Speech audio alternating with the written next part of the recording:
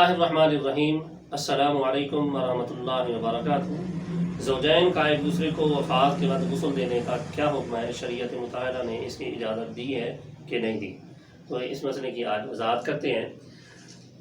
بیوی کے انتقال کے بعد شوہر کو صرف دیکھنے کی اجازت ہے، بلا حائل اس کو ہاتھ لگانے اور غسل دینے کی اجازت نہیں دی گئی ہے، کیونکہ بیوی کے انتقال کے بعد نکاح فوراً ختم ہو جاتا ہے، تو اس لیے بیوی کے انتقال کے بعد شوہر مرحومہ بیوی کو صرف دیکھ سکتا ہے، ہاتھ نہیں لگا سکتا اور اسے غسل بھی نہیں دے سکتا۔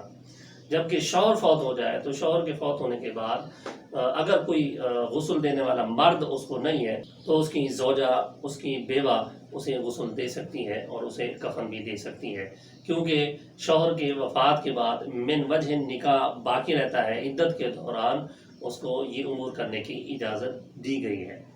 فتاوی شامی کے اندر ارشاد فرمایا گیا ہے کہ اگر بیوی فوت ہو جائے تو اسے اس کا مرد نہ غسل دے سکتا ہے، نہ ہی اسے چھو سکتا ہے، ہاں اسے دیکھ سکتا ہے صحیح قول کے مطابق، اور شوہر فوت ہو جائے تو بیوہ اسے غسل دے سکتی ہے۔ لہٰذا بیوی کی وفات کے بعد شوہر اسے صرف بلا حائل چھو نہیں سکتا اور غسل بھی نہیں دے سکتا۔ یہ باقی تمام امور اس کے لیے جائز ہیں کہ اس کو کندھا بھی دے سکتا ہے، قبر میں بھی اتار سکتا ہے۔ عوام کے اندر یہ جو مشہور ہے کہ اپنی بیوی کے جنازے کو نہ کندھا دے سکتا ہے، نہ قبر میں اتار سکتا ہے، نہ اس کا چہرہ دے سکتا ہے، یہ سب باتیں محض غلط اور لغو فضول ہیں، ان کی شریعت مطالعہ میں کوئی حقیقت نہیں ہے۔ اللہ کی بارگاہ میں دعا کرتے رب تعالیٰ ہم سب کو عقل سلیم اور تفقہ فی الدین عطا فرمائے۔ السلام علیکم ورحمۃ اللہ وبرکاتہ۔